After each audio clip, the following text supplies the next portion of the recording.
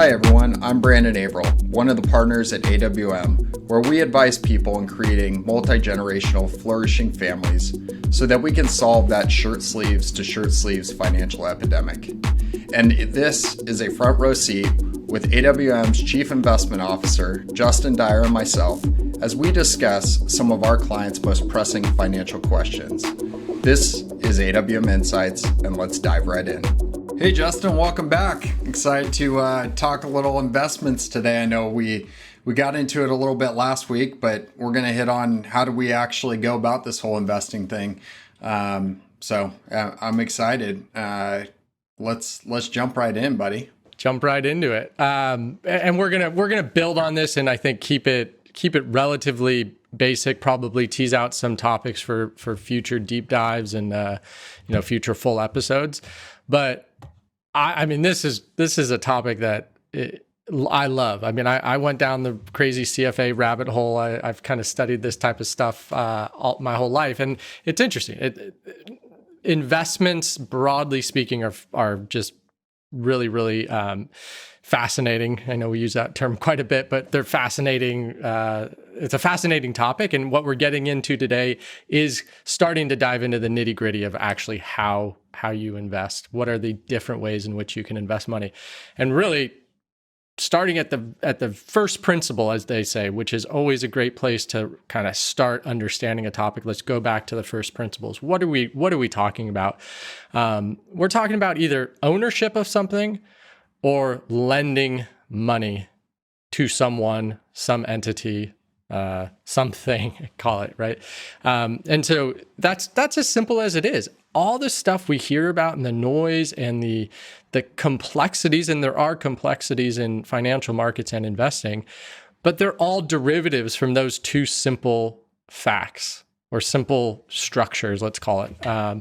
And it's important to understand the complexities, certainly. But again, let's go back to this first principle concept of ownership versus lending. What is what? What are the different ways in which you can take ownership? What are the different ways you can lend? What are the different entities or people you can lend to? So on and so forth. So that's the broad topic here today. And Brandon, you want to jump in to the first one? Yeah, I think that's great. So, I think, future episodes we'll get into specifically how do you do these things. But yeah, let's just let's start with ownership. At the end of the day, what are we getting with ownership? When we buy something, right, and we actually own it, we're going to participate in the profits. So, well, hopefully there's profits, right? We're going to participate in the company growing and producing cash flow, and we get a share of that cash flow. So we actually are a quote unquote business owner, let's say in that case. But on the flip side too, if the business doesn't do well, our entire capital is at risk, right? And so, I think that's a good way that people don't necessarily realize. But, when you're investing in, let's call it a stock on the stock exchange, or even if you're buying an ETF, you're buying a basket of companies, what you're really doing there, right, is you're claiming a portion of those business assets. So what's on their balance sheet? What are the things that the business actually owns? You're going to subtract out what they actually owe, and there's something called equity. So you actually own the hopefully positive equity in that business.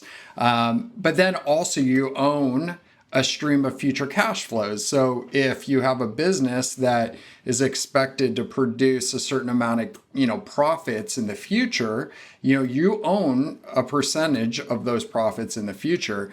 If it happens to be one of these big companies that doesn't really care about profits right now and is more growth oriented, you might be more comfortable, or you're going to understand that you're recognizing you have a share of the losses because you believe that business is going to grow in value and create, kind of enterprise value. So, we're talking about, I'm talking about company growth, but this could extend even to real estate. So there's a component there where you actually own real estate. Maybe Justin, you can kind of correlate from, what I just described on the business side, actually owning the business up and down to the ownership side, let's say in real estate. Yeah, and the math is essentially the same thing. Let's use a personal residence as probably the most relatable example here, where most commonly someone goes to buy a house. They generally don't pay cash for that house, or they put a percentage of cash down. Maybe it's 30%, maybe it's 50%, whatever it is. They then borrow money. And so we're kind of getting into the lending piece of it as well, which we'll touch on obviously in greater detail. But then they borrow money from an entity, usually a bank, to make up the difference. So then your personal real estate balance sheet in that situation is made up of the asset of the house, which let's just say it's $1 million. And then a loan, let's say it's $500,000, is deducted from that asset, and you're left with equity of $500,000. The same math as Brandon, you just outlined with respect to a company where the ownership is essentially the net assets or net equity that's left over. That represents your ownership interest. Now, to tease out potentially a future topic that you hit on, where with a company, and if it's a piece of real estate that's an investable piece of real estate, that you're a rental real estate, let's call it, that you're then going to lease out to somebody and you're going to get cash flow from that. The cash flow that you are that you quote unquote own, expanded into the future or extrapolated into the future, projected into the future, however you want to say that, is how you value that asset, or how the market values that asset. The market says, okay, I expect company X to have profits of, let's say 10% profit margins going forward. What does that actually mean in a dollar perspective? And then there's a simple formula you do to say, okay, if that company has 10% profit margins for this year, next year, the year forward, et cetera, like all the way into the future, because a company arguably is at least generally always considered to be a perpetual entity. I mean, there's no quote unquote death of a company, no set death of a company. Certainly there's bankruptcy and companies do go under, but you project what your share of those cash flows are, profits or otherwise, whatever you're using to project here, and you do a calculation, bring it back to the present day, and that's a simple valuation formula. Again, we're kind of really trying to start with basic principles here. And that is still in place and really the underpinning of how financial markets work, especially on the equity side. Very similar type of formula with respect to lending and bonds, which we'll touch on. And if it's a similar type formula when you're trying to value a piece of real estate. You take the cash flow you're expected. In that case, you have to pay off your debt. And then you take what's left over and then kind of back into the value of your real estate. Now, there are assumptions that go into some of those formulas, like how much is cash flow and profitability going to grow over time, and then it's not all facts, if you will. There's an element of subjectivity that goes into that valuation formula, but those are the building blocks of financial markets and valuing assets. And then taking it a step further, well, we talk about this a lot, we have private assets and we have public assets. The basic building blocks, the basic tenets that we're talking about apply in both places. Really, the main difference between the public markets and the private markets is efficiency of information, the efficiency in which information gets reflected into the prices. And kind of as a related point to that is the volume at which assets are traded back and forth, or the volume at which assets trade hands in the public markets. I mean, I'm sure you guys have seen, you go to whatever it is, CNBC, and right at the closing bell, you'll see how many shares were traded each and every day. And it's a mind-bogglingly large number, how many shares trade on a daily basis within the public markets. A lot of things happen in the private markets on a daily basis, but you can't necessarily make the same translation over to the private markets. Things don't happen as fast. There's an illiquidity, that's a common term to use, illiquidity nature to the private markets that brings about, challenges if you're not prepared to deal with them. But if you are prepared, you have the right financial structure, it actually can provide a great benefit. Yeah, and I think, one thing to point to is like right now what's happening, we just got reports, right, that there have been strong earnings across the U.S., public equity, public stock, public ownership market. Those are all synonymous. And so what happens, right, is that if you own a share of the cash flows in a company or a broad index of U.S. companies, when reports come out like this, the market quickly adjusts to say, well, I expected to receive, let's say, $100 of cash flow next year. And now what it's looking like is the estimates being provided by the public companies, they actually have to say what they expect, are that now your $100 expectation, you should expect to receive $110. Now the value of your investment is going to go up. And so, I think that information in the public markets super efficient. They have to report on it. Everybody gets access to that information at the same time, whereas the private markets, right, that is not done. So that's where you see a little bit different, but that's also how your value of your ownership stake can move. Now, same to the downside. If you were expecting $100 of earnings next year, that's your share, and the company comes out and says, well, actually, we were talking with a private equity investor this morning, and there's a dry ice shortage apparently in the US right now. And so some of these companies that deliver, fresh foods, meal kits, etc., they're under pressure for a business risk that most of us probably wouldn't even have thought about, but they can't get dry ice to actually keep the stuff cold when they're getting it to your house, or it's a lot more expensive. Like things like that may happen, and that's going to actually decrease. Okay, now, I can't expect that $100. I can only expect 90. Now the price, my value of my ownership in this company has gone down because of this business factor. So I think, that's another thing that's happening right now, and I think very tangible ways of what you can expect there. And we'll get into in future sessions, certainly, what should you expect? I think that's a big part of this whole thing. But, I want to make sure we hit on lending too, because I think this is something, people get really confused about. But what's a bond? Aren't bonds are safe, right? Well, I think our industry does a terrible job at just throwing out this blanket statement. I mean, you've got bonds that are just as risky as the ownership side, and it's about being compensated for that risk, like we'll dive into. But very first principles, Justin, we hit on it a little bit with a mortgage, but lending and a bond or fixed income, again, all synonymous. Those are terms that we use in the industry. But really, at the end of the day, it's lending. So rather than most people are familiar with being a borrower, what you're actually doing is you're taking your money and you're lending it. You're going to give it to Google, or you're going to give it to Facebook, or you're going to give it to the US government. And what's happening there, right, is they're promising to pay you back your money, and they're promising to pay you an interest payment.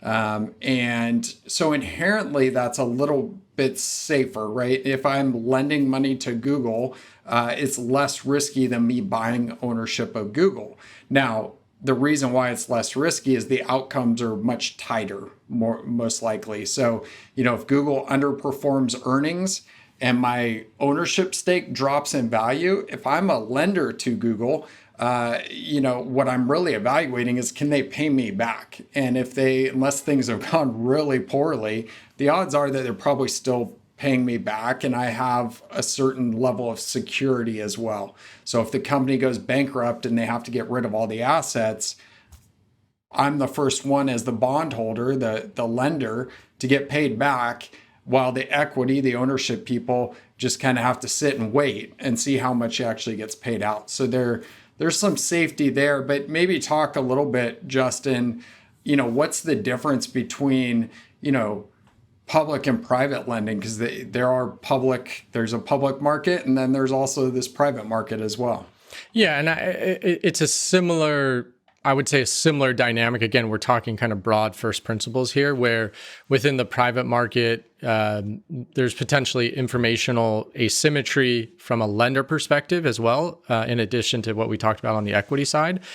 At the same point, too, there's some structural things from a private debt market standpoint as well, where a lot of lending is institutionalized with the big banks, meaning when you go using the mortgage, again, I think that's a really good relatable example. When you go to get a mortgage, chances are you're going to go to Wells Fargo or one of the big banks. Not always the case. If there's some unique circumstances, et cetera, you might have to find a lender that really understands your specific situation, and they're out there, and that definitely does happen.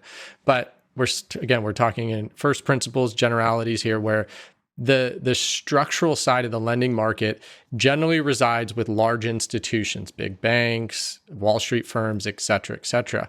And they then develop an expertise in lending to certain companies as well. So they're comfortable lending to certain borrowers for home purchases who are acquiring a mortgage from them. They want certain credit scores, certain income amounts, et cetera.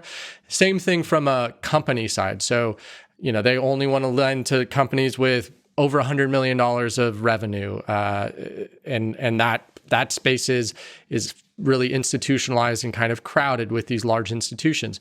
Where private debt comes into play is kind of in this quote unquote, I mean, it can be many forms, but using this structural asymmetry as an example, in the middle market where there's not as many players, there aren't these big banks that have huge balance sheets. There's the ability for smaller institutions, I mean, we're still talking large investors here, to come in and do underwriting and understand a company that may have $50 million of revenue, but because that same company doesn't have all these different banks bidding for their loan, maybe that private investor, that private lender can charge a percent higher than kind of what quote unquote would be market otherwise if this was a larger company. So there's some structural things where private debt has some additional, let's say, kind of attractive traits, if you will, and makes sense versus the public side of things.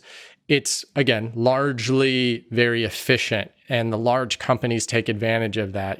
Recently with interest rates being so low, you hear about companies like Microsoft issuing bonds, which is issuing debt to the market. The investors are then lending their money to buy those bonds, and they're at incredibly low interest rates because Microsoft is such a large corporation, has a strong balance sheet, et cetera. So, now, from teasing out potentially a future topic as well, with respect to private debt, from our standpoint, we'd much rather prefer private equity in most cases, kind of all things being equal, for the compensated risk side of it. And then also part of that is also the tax treatment.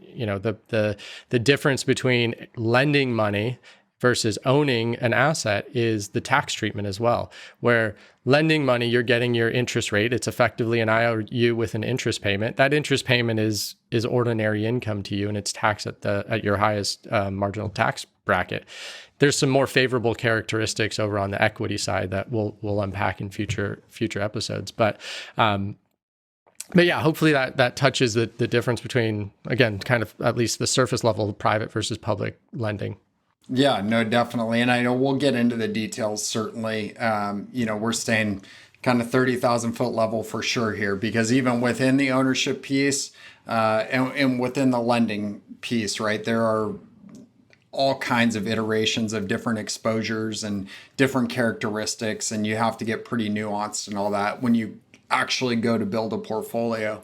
But I think the one thing that I'd also be remiss if we didn't hit on, because we get the question all the time, but what about gold, and what about crypto, and what about art, and what about NFTs? I mean, NFTs are certainly going to the moon, and I think this is a great, I say that jokingly if anybody couldn't read my face, but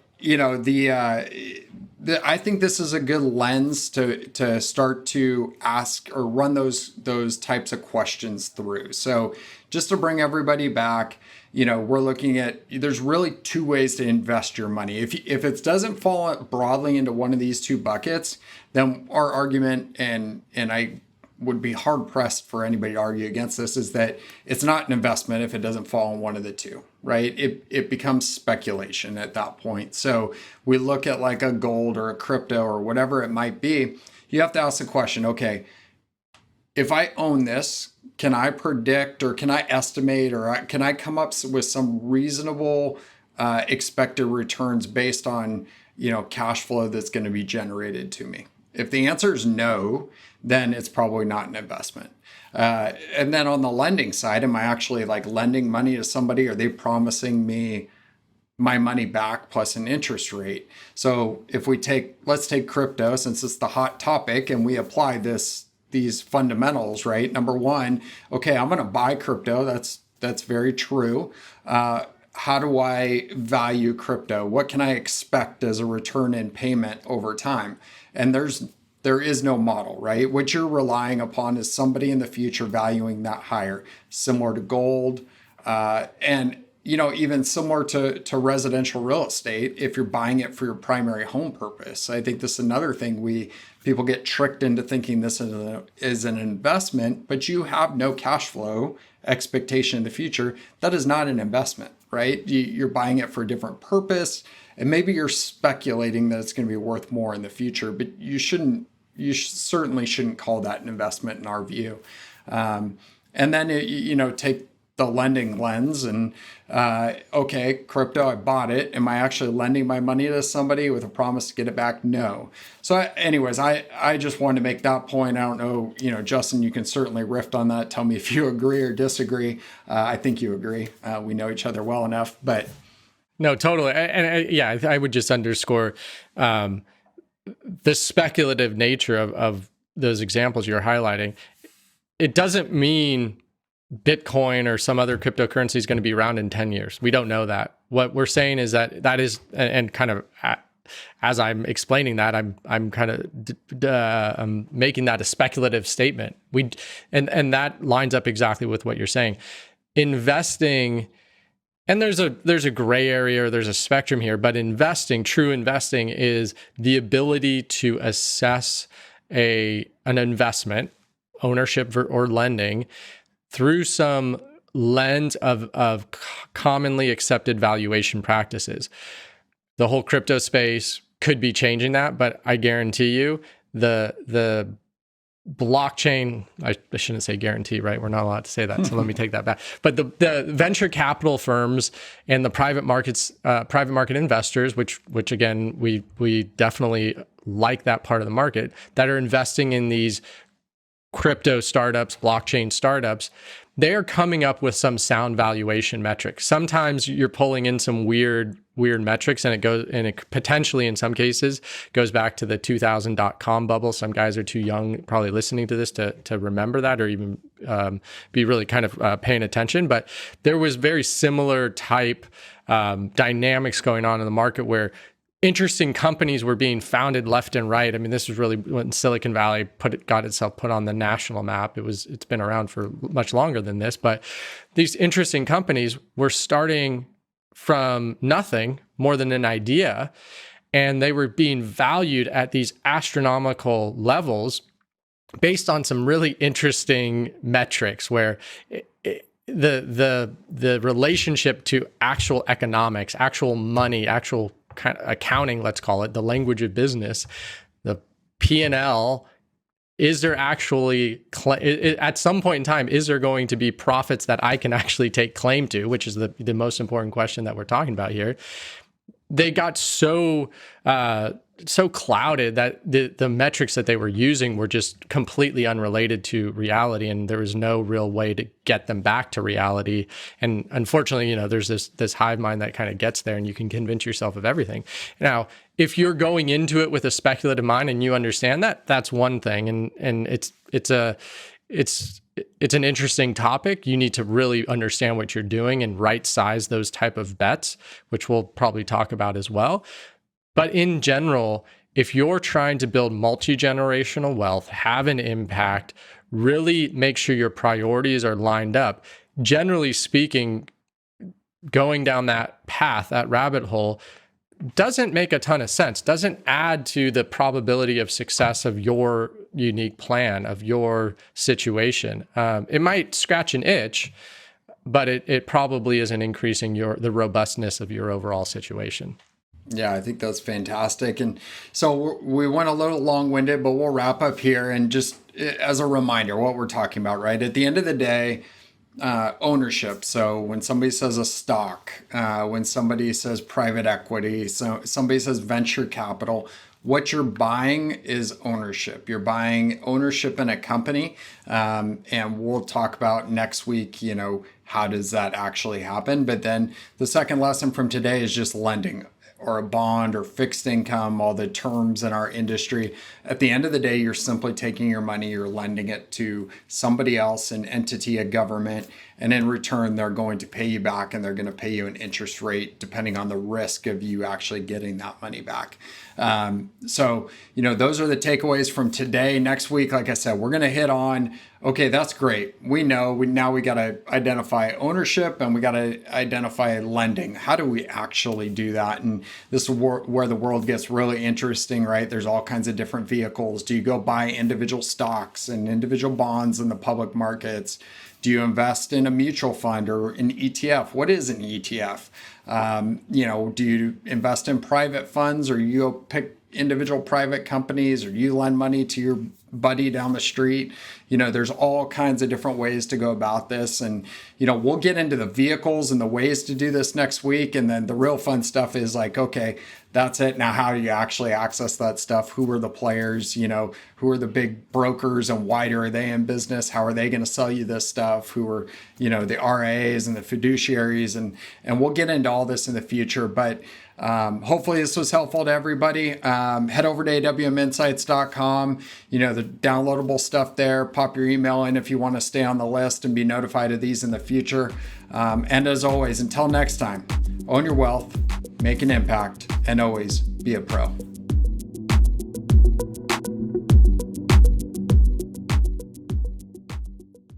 The information in this podcast is educational and general in nature and does not take into consideration the listener's personal circumstances. Therefore, it is not intended to be a substitute for specific, individualized financial, legal, or tax advice. To determine which strategies or investments may be suitable for you, consult the appropriate qualified professional prior to making a final decision.